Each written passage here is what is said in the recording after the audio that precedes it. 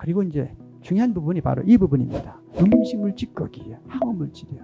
항산화 물질 좋은 거 먹으면 된다. 양파의 퀘르세틴 성분이다. 뭐 그 인삼의 사포닌이다. 뭐 은행잎 액기스, 진코민 같은 거 이런 얘기를 합니다. 다 혈액을 맑게 해주는 데서 쓴다고 하는 것보다는 대개가 뭐냐, 혈액을 묽게 하는 데 많이 쓰는 것들을 얘기하고 있어요. 항산화 물질 제외하고는 거의가 다 혈액을 묽게 하는 쪽에 포인트를 맞춘 것들이 전 의학계에서 제시하고 있는 다양한 약물들이죠.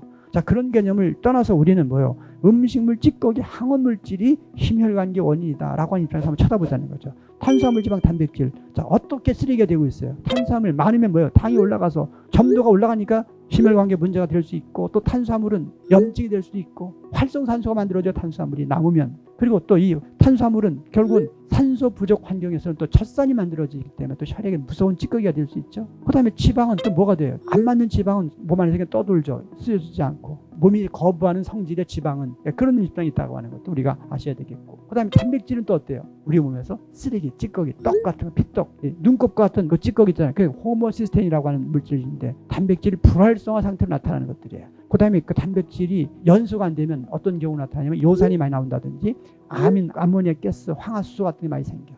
단백질 찌꺼기는 특히나 안 맞는, 여러분들 몸 유전자 특성에 안 맞는 단백질은, 특히 당뇨 환자의 출발은 뭐냐? 인슐린과 들어온 당과의 관계성에서의 문제 아니겠습니까?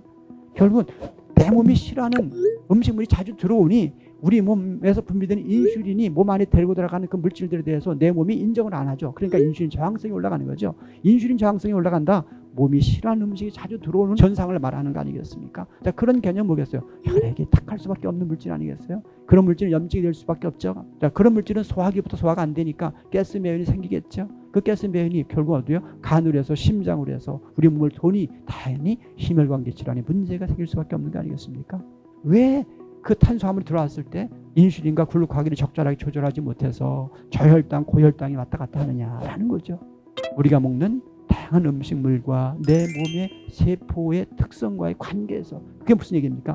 유전자 특성이 맞는 식사를 하느냐 못하느냐가 당의 문제와 고지혈증의 문제, 동맥경화의 문제, 비만의 문제, 그런 것들이 결국 혈압으로 나타나죠. 결국 뭐예요? 소화기에서부터 가스 매연이 생기는 물질이 간으로 해서 혈관계로 나타나는 질환이 결국 뭐예요? 심혈관 질환이니 결국 음식물, 소화기에서 소위 불편한 음식들, 그것들은 바로 혈압을 올릴 수밖에 없고 고지혈증 환자가, 당뇨 환자가, 비만 환자가 될 수가 없겠다라고 하는 것을 우리가 이번 기회에 다시 한번 생각을 하셔야 되겠어요. 그 다음에 이제 알코올, 흡연. 자, 알코올은 당연히 어떻게 되겠어요? 농도가 높으면 점도가 올라가죠. 삼투압 현상의 문제, 혈액의 산성화 문제까지 가다 보니까 알코올 부분은 절대 심혈관계에 도움이 될 수가 없죠. 어떤 분은 유기용매가 들어가기 때문에 오히려 거꾸로 혈액이 청소된다. 그렇죠. 좋은 원료로 발효를 잘한, 그러면서도 몸에 맞는 수지라고 했을 때는 일정한 적절한 것. 그러나 역시 간에 무리를 주기 때문에 그것도 아주 적절한 양 선택이 잘 이루어져야 되겠고, 흡연 문제는 결국은 혈액을 탁하게 하는 입장에서 압을 걸릴 수밖에 없는 부분이기 때문에 담배 문제는 무조건 도움이 안 된다라고 보는 거고요. 소금, 자연소금이라고 표현했습니다. 나트륨이라고 딱 집어봤을 때 6g 이하의 나트륨을 섭취하자. 그 칼륨과 나트륨의 비율을 9:1로 얘기합니다. 그 얘기는 적절하게 조금 덜 짜게 드시자라는 개념으로 이해하시면 되겠어요. 덜 짜게 해서 국물을 많이 마시면 안 되겠죠. 그래서 국물 먹지 말라는 얘기가 나오는 이유가 뭐냐면 그렇게 짜지 않았는데 많이 먹다 보니까 양이 많아지는 거죠. 그래서 식사 때 국물은 도움이 안 되는 식사죠. 이유가 뭐예요? 소화 효율을 떨어뜨리죠. 왜? 소화 효소를 희석시켜버리니까. 식사 때는 국 없이 물 없이 하자. 그 얘기는 소화 효율을 높이자는 개념에서 우리 EBM 식사를 하시는 분들은 물은 어디서 채소, 과일에서 취하면서 식사를 하고, 식사하기 전에 물 마시고 식사하고 2시간 지나서 공복에 마시면서 결국은 뭐라고요? 소금을 조절한다는 거죠. 그리고 걷기 등 운동을 규칙적으로 꾸준하게. 자, 아까 제가 무슨 말씀드렸어요?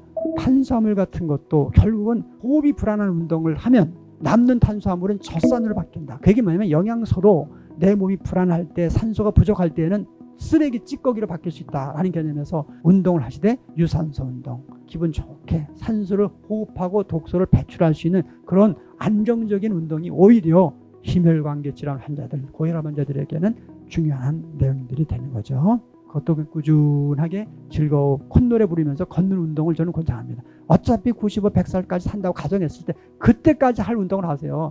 50세까지 할 수 있는 운동은요, 그때 못하면 하다가 안 하는 건 더 안 좋을 수 있으니 저는 평생 할 수 있는 운동이 뭡니까? 요가든 걷기든 또 명상 치료든 스트레칭 체조든 이런 것들을 꾸준하게 하실 수 있도록 생활 속에서 습관하셨으면 좋겠습니다.